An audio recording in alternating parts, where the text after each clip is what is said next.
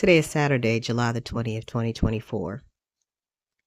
And yesterday I learned that there was a global outage of the CrowdStrike software, which is used as a security platform for high-level IT systems, hospitals, banks, airports, television studios. I did not hear the government listed. However, it gave me hope that there are people who are invested and really want to do what is necessary to eliminate the weapons that are being used, which might actually save some of the people who are causing the problems. That is, if they can position themselves on the right team for the right reason. I pulled this photo from my Facebook while I was looking for a picture of my grandmother yesterday. And I took the picture back in 2018, I believe, because obviously there was a message there that I felt was significant to accept and share with people, which is probably why they got these vanity plates. But the vehicle and the plates together help to make the point for why I have been grieving and frustrated. It's a convertible Mercedes with a plate that says pray and wait. And that's the problem. Wait for what? What I say to folks is that no one is expecting you to change the world by yourself, but everyone is expecting you to change your home and to save your home. And if everyone was able and willing to do that, then the rest of the world would be saved. In that way, you are waiting for everyone else, but it's because you have an expectation that everyone else is also working on their own homes, and you are avoiding interfering with their process as they respect the process going on in your home.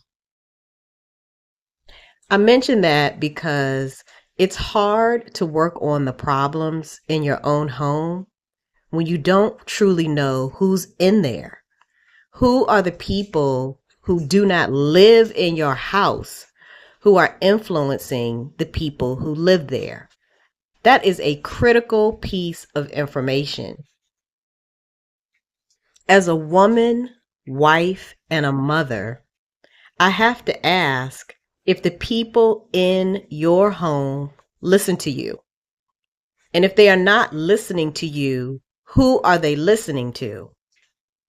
If there's a person in your home who has the wisdom, knowledge, and awareness to address any problems outside of your home that are contributing to the problems inside of your home, and you will not support them, what does that mean for your home and for the rest of your community? As I contemplated this morning, I could hear, you're looking for someone to blame. And I'm sure there are people who have heard people make this accusation of them. But the reality is, I'm not looking for someone to blame. I'm looking for the person or people responsible to then hold accountable for what they are doing. That affects what is happening in my own home to the people I love the most.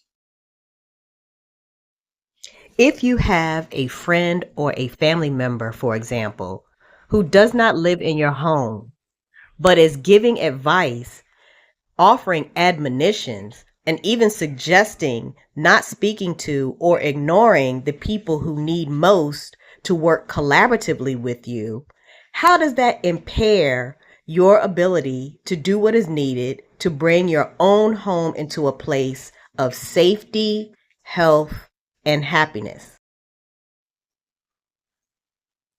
I am now learning that the people that I care about, who went to other people to receive the help I am perfectly capable of providing, they were told, "Is that all?" The difference between how I have approached the same question is, I ask, is that everything? Because I want to know everything so that I can hold every person accountable for not only what has happened to the people I care about who live in my home, but to me as well. And as a result of holding them accountable, other people who have been victimized would also be helped. Here's the fair use statement for this one video from September 2021, from which I will share clips in the rest of this piece of content.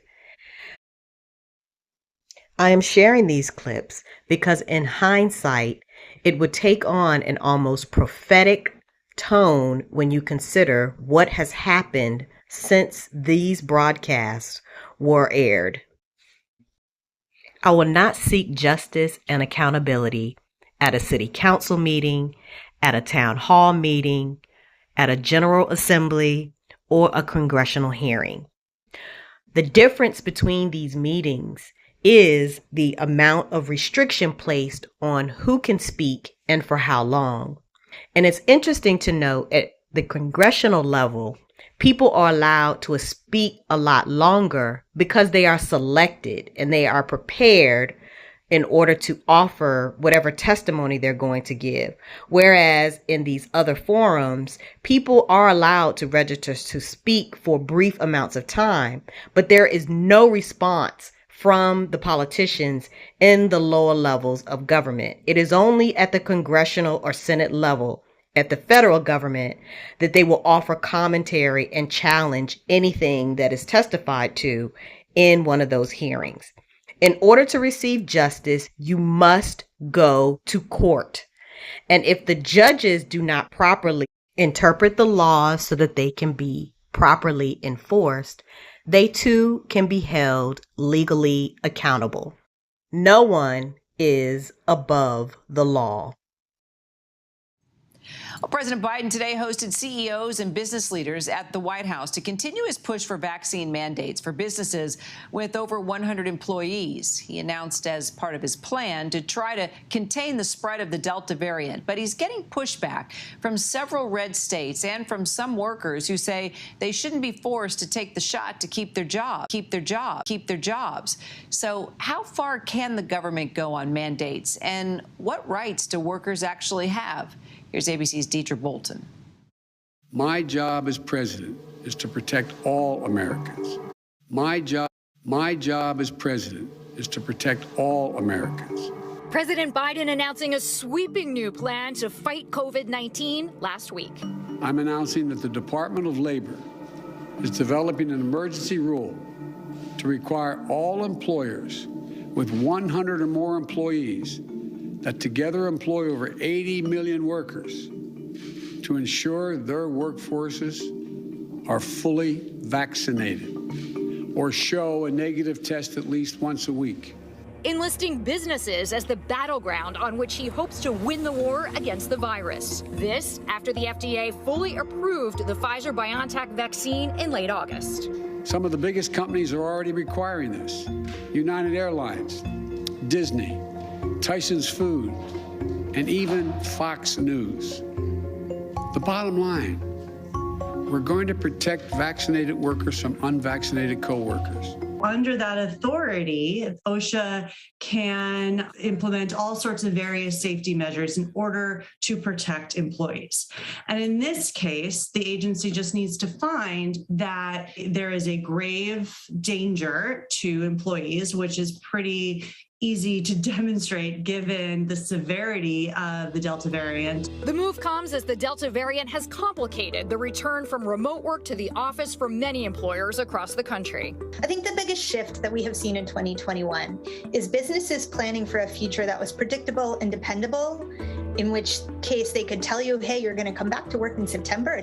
All the companies who have come out and done that, many of them have had to backpedal. Some states are pushing back on Biden's plan. Arizona has already filed the first lawsuit against the Biden administration over the new vaccine requirements, but experts say that effort will likely have little impact. These policies are quite targeted.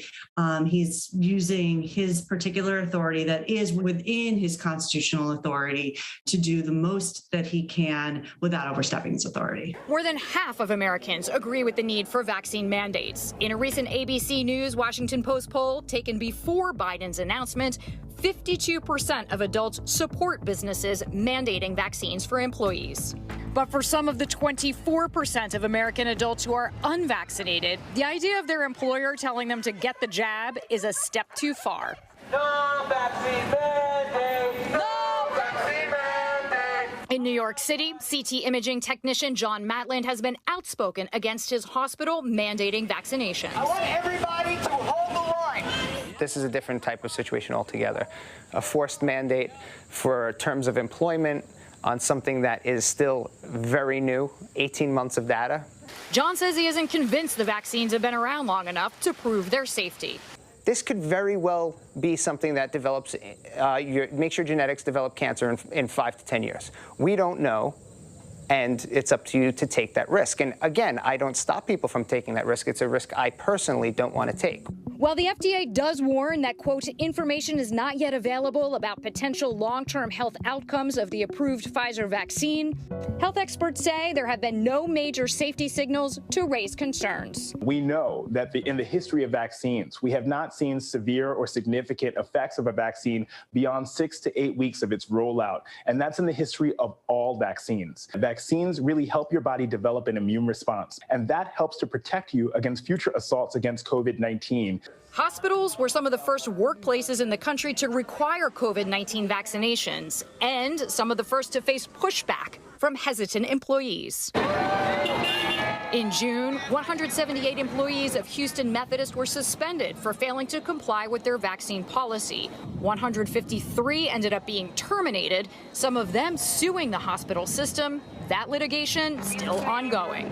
John Matland in New York started a group chat for other healthcare workers like him. It has more than 1,000 members nationwide and counting. This group has discussed their point of view, the amount of anxiety that we're all dealing with. They don't understand how, after all of this, being on the front lines with the science still developing, they're getting kicked out after 30 years. People are getting thrown away like they don't count. It is very much within an employer's right as an employer to mandate vaccination or testing as long as there are specific exceptions being made for medical or religious objections. Only 16% of unvaccinated workers say they would comply with a workplace vaccine requirement. 72% say they'd walk off the job.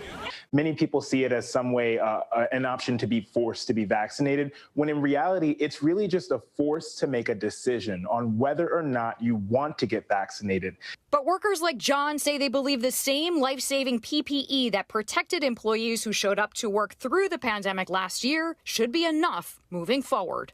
PPE in relativity to dealing with patients should be good enough to hold up and stop the spread of COVID. Break rooms, everything else, whether you get it in the break room or you get it at the local 7-Eleven, it doesn't matter. PPE is definitely substantial, but unlike a vaccine, PPE has to come off at some time. People have to understand that the point of a mandate is to have a decision whether or not you want to accept that higher risk. Shortly after our interview, John was fired from Northwell Health Staten Island University Hospital for an alleged trespassing incident during a protest against vaccine requirements. He denies the allegation and is contesting his termination. The hospital issuing a statement to ABC News, reading in part, quote, Matland was suspended on August 19th in relation to an incident which posed a serious risk to our patients and staff. After a thorough investigation, he was terminated as a result of the findings. The details of Matland's termination are confidential. However, we can confirm the grounds of his termination had nothing to do with his compliance with the vaccine mandate. SIUH continues to respect people's right to free speech and have their voices heard in a peaceful and civil manner. While the return to the office in this new world will have its challenges, experts say it could provide new opportunities for employees. We're certainly moving into an environment where employees are going to have the opportunity to have a lot more say about the environments they work in and the way in which they work. As for John, he says he will continue to fight for what he believes is his freedom of choice and remains adamant that he won't take the vaccine until he feels ready, if that day ever comes. If it comes down to it, if it's get vaccinated or change careers or look for a new career or find out how to survive, yes, I'm going to take it the whole way. I'm going to give up my job. I'm going to give up my profession.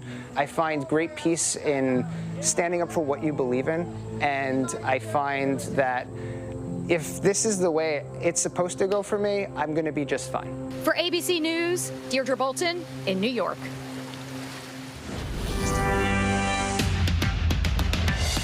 He really likes shoulder massages. 24-year-old Natalie Tapio's lab, Dexter, Take a break. isn't her pet. He's her guardian. Dexter is my service dog. Boy, Dexter. Yeah. He alerts to my seizures. Natalie suffers from a form of epilepsy that can leave her physically frozen in place. Dexter is a finely calibrated four-legged seizure monitor. So sensitive, he warns Natalie before a seizure is coming on. And he does that by tapping his paw on her leg. He will alert me and then dial a dog phone, which has my parents' phone numbers on it, and then retrieves a pouch, which will have any necessities for me, like medication, water, my cell phone. I'm gonna pause for a second. He's alerting again. Natalie received Dexter through a program called Little Angels Service Dogs, a nonprofit organization that trains dogs to work with people in need. Surprisingly, those furry little angels are raised and largely trained at Central California Women's Facility, the second largest female prison in the U.S. And their trainers. How many of the women here have been convicted of a violent crime? I just wanted to pause here because we do not know if he also asked how many of them had been the victim of a violent crime. But either way, do you see how quickly these women were willing to take responsibility for what they had done? I question how long people need to be incarcerated to be rehabilitated, especially if what they do is to help with a program that provides rehabilitative services for other people. My other question is why people assume that people feel shamed for what happened to them. A lot of times they feel shame because they were blamed for it and then accepted the blame. So basically everybody. The program is called PUPS, short for Pups Uplifting Prisoners' Spirits. It's as much about rehabilitating those inmates as it is training their furry charges. This isn't just about training a dog. These are training service dogs that save lives. Amy Davis, a lead trainer in the program, is serving a life sentence. I have done something that landed me in prison that was horrible. I participated in a robbery murder. During that time, I was in what I thought was a very unhealthy relationship. I was on drugs and I was very broken and lost. She says the PUPS program has restored her sense of self-worth. When that 8-week-old puppy weighing 20 pounds was put in my arm, it was like every wall I put up to protect myself, every wall I thought I had, it just melted. Good boy. Oh, good boy. Inmate Nanette Packard likens it to having an infant. When you have that dog, it's like an umbilical cord. What you're feeling, they feel, especially when they're puppies. Amber Ingram is the group's lead trainer. She's been an inmate for 10 years. Tell me what you were convicted of. I was convicted originally of child endangerment resulting in death for my 5-year-old son, Braden. Sorry. Later on, a couple months later, I got charged with second-degree murder for not protecting him. Her then-boyfriend, Eduardo Zamora Jr., had been violently abusing her son. And I got a phone call from my boyfriend at the time, and he basically said, my son's not breathing, and I said, what did you do? That was my initial reaction, what did you do? And he had beaten my son to death. Zamora was convicted of first-degree murder and sentenced to 23 years to life in prison for the death of Amber's son. And yet you got convicted of second-degree murder? Yes. So a parent is, you're supposed to protect your child. So because I didn't protect him and I didn't leave and I didn't speak up and I didn't do that, they charged me with the actual second-degree murder. My punishment is me having to live with my son's death for the rest of my life. Has the dog program helped you deal with the guilt and the shame? Absolutely. I can't allow anything bad to happen to this dog. If someone were to want to kick my dog, I'm jumping in front of it. Like, I am super protective of what I do, and I do it in honor of my son, Braden, every single day. Good boy. Dana Fruman is a Little Angels program manager and representative here in the prison. In 2017, she brought the dogs here to the facility, taking a chance on what was then a new initiative. So what's more rewarding for you, seeing the change in the humans or seeing the change in the animals that are trained? When I got here, I realized that these are women with stories, and they're heart-wrenching stories, and they were so open and honest. It changed me because I realized that the dogs weren't just changing the recipients' lives, they were changing their lives. Natalie's was one of those lives irrevocably changed. Before she got Dexter, those seizures had robbed her of her independence. The seizures were so unpredictable and silent, usually. And so there's always has to be someone very attentive close by. My mom and I were basically inseparable. Natalie was actually cooking bacon at the stove, and she had the pan in her hand, and she was frozen in a seizure. When I turned and looked, and I just went over there and, you know, got the pan out of her hand and got her away from the stove and turned it off. Lisa looked for a way that Natalie could live a more normal life, and she came across Little Angels. Natalie was picked as a candidate, and Little Angels started the process of conditioning Dexter to predict her seizures. He was taught this alert game, which is a paw at the leg. And then when he got that game down was when it was time for us to send samples of my seizure scent. So whenever I had a seizure, to take some gauze and wipe the palms of my hands and the insides of my cheeks with the gauze and mail it to Little Angels. And so he learned to associate the game with the scent.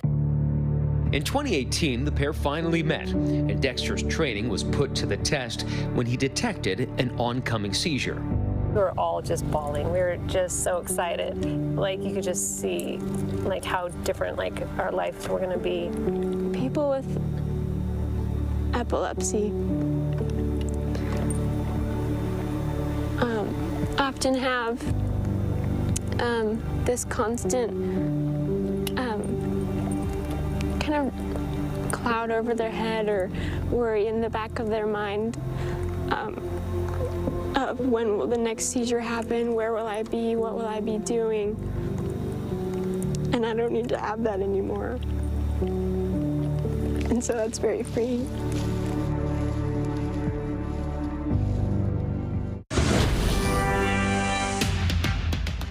To protect the country, does President Biden still have confidence in his general?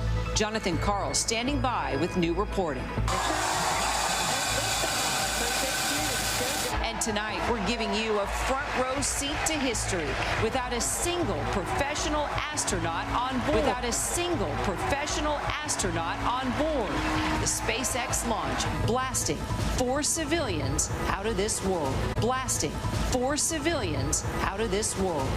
Today was a painful reminder that sometimes there is damage that just can't be undone. I'm talking about the sexual abuse of dozens of top gymnasts by former Olympic team doctor Larry Nassar and the years of silence by USA Gymnastics and the FBI. USA gymnasts Simone Biles, Aly Raisman, Michaela Maroney, and college gymnast Maggie Nichols all appeared before the Senate Judiciary Committee today, saying they were betrayed by the FBI agents assigned to investigate their abuse allegations and by the leaders of the sport they loved. The greatest gymnast on the planet, Simone Biles, spoke today of an entire system that enabled a monster to victimize her and so many others. FBI Director Chris Wray wasn't there to argue with these brave survivors and offered his apology. So what happens next? ABC's congressional correspondent Rachel Scott leads us off from Capitol Hill. Tonight, 4 of the greatest athletes in the history of American gymnastics demanding justice, telling Congress they were betrayed by the FBI agents assigned to investigate their allegations of sexual abuse by team doctor Larry Nassar. I don't want another young gymnast, Olympic athlete, or any individual to experience the horror that I and hundreds of others have endured before, during, and continuing to this day in the wake of the Larry Nassar abuse. To be clear, sorry. Take your time. To be clear, I blame Larry Nassar, and I also blame an entire system that enabled and perpetrated his abuse. In sacrificing my childhood for the chance to compete for the United States, I am haunted by the fact that even after I reported my abuse, so many women and girls had to suffer at the hands of Larry Nassar. USA Gymnastics and the United States Olympic and Paralympic Committee and the FBI have all betrayed me and those who were abused by Larry Nassar after I reported. Gold medalist Aly Raisman accusing the FBI of lying and dragging its feet for more than a year. Over the past few years, it has become painfully clear how a survivor's healing is affected by the handling of their abuse. And it disgusts me that we are still fighting for the most basic answers and accountability over 6 years later. It took over 14 months for the FBI to contact me, despite my many requests to be interviewed by them. Nassar found more than 100 new victims to molest. It was like serving innocent children up to a pedophile on a silver platter.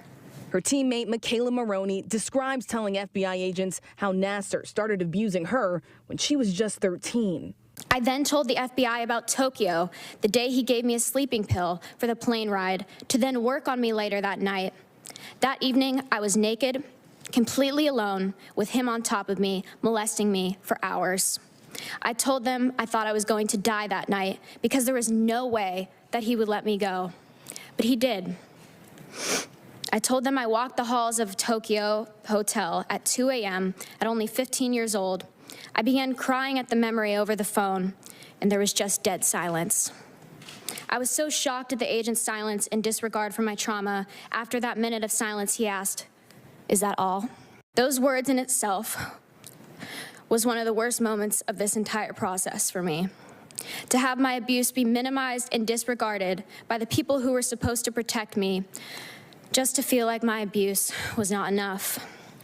But the truth is, my abuse was enough, and they wanted to cover it up. Maroney accusing the FBI of covering up her claims to protect Nassar. Why are public servants whose job is to protect getting away with this? This is not justice. Enough is enough. Today, I ask you all to hear my voice. I ask you, please do all that is in your power to ensure that these individuals are held responsible and accountable for ignoring my initial report. Nassar will likely spend the rest of his life in prison. One of the FBI agents on the case has retired. The other one recently fired. Today, Director Christopher Wray personally apologizing to the women. I'm deeply and profoundly sorry to each and every one of you. I'm sorry that so many different people let you down over and over again.